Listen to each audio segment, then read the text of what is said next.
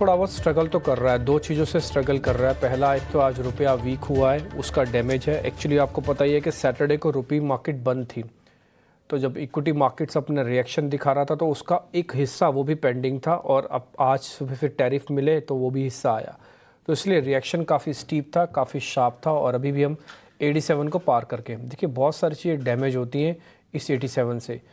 अब RBI governor का पहला रोल जो इन्फ्लेशन और ग्रोथ के साथ था ना, अब दूसरा रोल ये भी हो जाएगा कि भैया किसी तरह से डॉलर के इन्फ्लो को चेक एंड बैलेंस किया जाए। आपको ध्यान है बजट के अंदर खुद एफएम ने ये कहा कि हम एक्सपोर्ट पे भी ध्यान देंगे। उन्होंने जो 10 मॉडल गिनवा रहे थे और 7 कोर सेक्टर्स गिनवाए, 6 कोर सेक्टर्स, उसमें से एक्सपोर्ट ओरिएंटेशन भी था कि एक्सपोर्ट्स को और तेज़ी से बढ़ावा दिया जाए।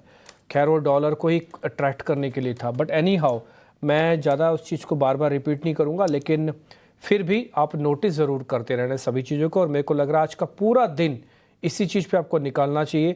जो सुबह हमसे क्वेश्चनिंग हुई उसके हमने पूरे डाटा के साथ एनालिसिस करके बताया, एग्जैक्टली मार्केट वैसा ही कर रहा है जैसे हमने आपके सामने बात रखी थी। हर्षा उपाध्याय इस बीच मेरे साथ जुड़ रहे हैं, उनसे ज़रा करते हैं बातचीत। हर्षा, बहुत शुक्रिया, first of all thank you very much समय देने के लिए। पता है, हम आपको सैटरडे को बहुत मिस कर रहे थे। हमने 2 बार आपकी जो टीम है जिनसे आप हमारे साथ कनेक्ट होते हैं उनको हमने फ़ोन किया। मैं कहा हर्षा भाई अगर फ्री हैं तो आप ज़रा उनसे टाइम निकलवाइए, तो उन्होंने कहा we have an a policy कि हम on a day of budget हम नहीं बोलेंगे, थोड़ा स्टडी कर ले उसके बाद बोलेंगे। फिर मेरे को लगा कि yes it's a good thing कि अच्छा आराम से पहले स्टडी हो जाए फिर आपसे बातचीत हो जाएगी, इसलिए मैंने बिना वक्त गवाए सैटरडे के बाद सीधा मंडे को आपको जोड़ लिया। थैंक यू वेरी मच, आपने टाइम भी निकाला हमारे लिए। हर्षा, मार्केट और बजट, आपने बजट रीड कर लिया होगा, मार्केट आप देख रहे हैं, आपका फर्स्ट रिएक्शन सर?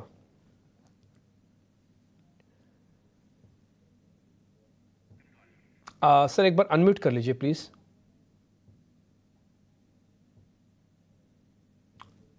हर्षा एक बार अनम्यूट कर लीजिए please. Harsha, unmute the thing.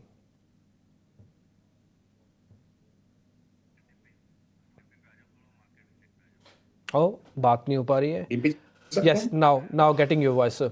Yes sir, please बोलिए।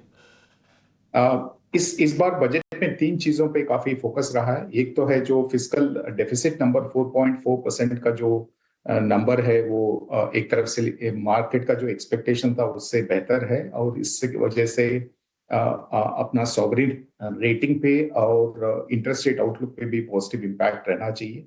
और ये दर्शाता है कि कैसे हमारा जो जो फिस्कल अकाउंट है वो कितना ठीक दायरे में चल रहा है। दूसरा बात यह है कि सबको पता था कि कंजम्पशन सेक्टर में काफी कुछ चिंताएं बढ़ रहे थे, और कंजम्पशन ट्रेंड जो थे काफी वीकनेस दिखा रहे थे।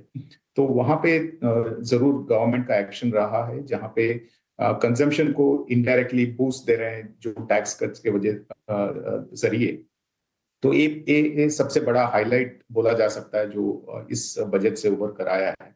और तीसरी बात है कि लोगों को लग रहा था कि क्या कंजम्पशन के ओर टिल्ट रहेगा, तो क्या कैपिटल एक्सपेंडिचर पे कटौती होगी, क्या होने वाला है। लेकिन जो भी फिस्कल डेफिसिट का जो कंस्ट्रेंट्स है या कंजम्पशन का जो एक्स्ट्रा रेवेन्यू फॉरगो किया है कंजम्पशन को बूस्ट देने के लिए, उसका असर कैपिटल एक्सपेंडिचर पे नहीं हो रहा है। कैपिटल एक्सपेंडिचर मोटा मोटा जो नॉमिनल जीडीपी ग्रोथ के बराबर ही ग्रो हो रहा है। तो ज्यादातर जो भी कंस्ट्रेंट किया हुआ है वो नॉन कैपिटल एक्सपेंडिचर यानी कि रेवेन्यू एक्सपेंडिचर, जो फिजूल के खर्चे होते हैं उनका एक तरफ से कटौती किया गया है। तो ये तीनों चीज देखते हुए लगता है कि एक जो लॉन्ग टर्म रोड मैप है हमारा इकोनॉमी का, उसके लिए ये बजट से काफी कुछ सपोर्ट मिलेगा। और जो मार्केट का रिएक्शन रहा वो तो शॉर्ट टर्म में काफी कुछ वोलेटिलिटी हर बजट या कोई भी इवेंट से होता है, तो वही अब आज भी देखने को मिल रहा है।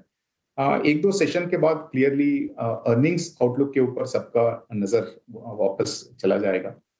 लेकिन वहां पे काफी नरम एक माहौल बन रहा है, काफी स्लो डाउन दिखाई दे रहा है। तो उस हिसाब से हमें लगता है कि अगले कुछ महीने मार्केट्स कंसोलिडेट करेंगे, और उसके बाद एक तरफ का ऊपर का मूवमेंट आ सकता है। हर्षा सर, अभिषेक बोल रहा हूँ सर। बाजार में एक चर्चा ये भी हो रही है कि देखिए ग्रोथ आएगी ना तो एफआईज भी लौट आएंगे, और ये फिस्कल डेफिसिट का टारगेट जो आया है 4.4% का अगले साल के लिए FY 26 के लिए, आप इसे कैसे देख रहे हैं? क्या ये बजट एफआईआईज के सेंटिमेंट को चीयर अप कर पाएगा? और क्या एफआईआईज भी जो हम देख रहे हैं कि सरकार का थ्रस्ट है कंजम्पशन लेड ग्रोथ पर, उसको थम्स अप देंगे? जी, मेरे ख्याल से जो एफआईआई का सेलिंग है करीब 4 साढ़े 4 महीनों से बरकरार चलते हुए आ रहा है। ये तो बोलना मुश्किल है कि किस दिन पे वो खत्म हो जाएगा और कहाँ से एक तरफ से इन्फ्लोज आ जाएंगे। लेकिन जरूर जो वैल्यूएशन एक्सपेंसिवनेस था वो लार्ज कैप कैटेगरी में अभी नहीं रहा है। एवरेज वैल्यूएशंस पे लार्ज कैप कैटेगरी चल रहा है और काफी कुछ सेलिंग भी हो गया। करीब करीब $20 बिलियन का सेलिंग पिछले कुछ महीनों में देखने को मिला है। और अगर आप एफआईएस का होल्डिंग देखते हैं इंडिया में, आज का जो होल्डिंग है 16% जो है वो सबसे लोएस्ट होल्डिंग है। तो जितना अ, अ, हमें समझ में आता है उससे लगता तो यही है कि यहाँ से बहुत कुछ ज्यादा सेलिंग शायद नहीं दिखाई देगा। हो सकता है कि पिछले हाईज पहुंचने में थोड़ा समय लगे, लेकिन ऐसा तो नहीं है कि यहाँ से एटलीस्ट लार्ज कैप कैटेगरी में बहुत ज्यादा वैल्यूएशन रिस्क बचा है। हम्म। हर्षा, एक और चीज़ बताइए, जैसे आज रुपया वीक हुआ है, इसमें काफ़ी हद तक टैरिफ का भी मामला है, क्योंकि अगर आप टैरिफ लगाते हैं किसी भी कंट्री पे, खासकर डेवलपिंग कंट्रीज़ पे, तो फिर उनकी करेंसीज वीक होती हैं और सारी कंट्रीज डर जाती हैं, उनकी भी करेंसीज वीक हो जाती है और डॉलर की एक होड़ सी लग जाती है उसको कैप्चर करने की। तो ये करेंसी की जो वीकनेस है एज़ कम्पेयर टू डॉलर, ये बैक टू बैक हो रही है और ये रिकॉर्ड स्तरों पर है। ये मार्केट के लिए कितना बड़ा डैम्पनर है? क्योंकि हम तो एक्सपोर्ट नहीं करते ज़्यादा, हम इंपोर्ट ओरिएंटेड इकोनॉमी है और हमारा ट्रेड डेफिसिट भी है। फालतू की प्रॉब्लम आ गई हमारे जिम्मे अगर करेंसी वीक हो रही है तो। देखिए, अभी जो करेंसी में वोलेटिलिटी आ रहा है वो हमारे प्रॉब्लम से ज्यादा बाहर में जो हो रहा है एक्सटर्नल फ्रंट पे उसके हिसाब से हो रहा है। आपने देखा ही होगा डॉलर इंडेक्स जो है पिछले कुछ महीनों में काफी स्ट्रेंथ बनाया हुआ है, तो उसका इमीडिएट डायरेक्ट इम्पैक्ट होता है कि बाकी करेंसीज वीकन होते हैं। और दूसरा, जैसे आपने टैरिफ का बात की, भले इंडिया के ऊपर कोई डायरेक्ट टैरिफ का नेगेटिव इम्पैक्ट नहीं है अभी तक, लेकिन अगर बाकी इमर्जिंग मार्केट का कंट्रीज को होता है और उनको वो मैनेज करने के लिए थोड़ा बहुत तो फिर थोड़ा बहुत उनका करेंसी डिप्रिशिएट करना पड़ता है, तो नेचुरली वो बाकी कॉम्पिटिटिव करेंसीज पे भी असर पड़ेगा, क्योंकि एक्सपोर्टर्स तो सभी मुल्कों से एक तरफ से कॉम्पीट करते हैं। तो बाकी जहां पे भी डायरेक्ट इम्पैक्ट नहीं रहा है वहां पे भी हो सकता है कि थोड़ा बहुत उनके करेंसीज में भी इम्पैक्ट पड़े। वही हमें दिखाई दे रहा है जब इंडियन करेंसी को देखते हैं। और दूसरी बात ये है कि पिछले 4 महीनों में करीब करीब $20 बिलियन का आउटफ्लो भी हुआ है, तो उसके जरिए भी थोड़ा बहुत इम्पैक्ट पड़ा है हमारे करेंसी पे। लेकिन हमें लगता है कि अगर बहुत ज्यादा एक्सटर्नल फ्रंट पे वोलेटिलिटी नहीं रहेगा तो हमारा करेंसी एक तरफ से स्टेबलाइज होना चाहिए। हर्षा, एक और सवाल। लोगों को ना पिछले 2-3 साल में आदत सी लग गई थी कि अगर तेजी से पैसे बनाने हो तो डिफेंस है, रेलवे है, पीएसयूज हैं, कुछ कुछ पावर है। इस बजट में हमने देखा कि कैपेक्स में इन सेक्टर के लिए कुछ खास इंक्रीमेंट नहीं आया एलोकेशन में। इसको आप कैसे देख रहे हैं और क्या थोड़ी सी पोर्टफोलियो में शिफ्टिंग करने की जरूरत है? सरकार ने अपने जैसे स्टांस को थोड़ा सा शिफ्ट किया है कंजम्पशन की तरफ, तो क्या इन स्पेसेस से निकल के consumer stocks, FMCG stocks, auto, quick commerce जैसी कंपनियों पर थोड़ा सा ज्यादा बुलिश हो जाए?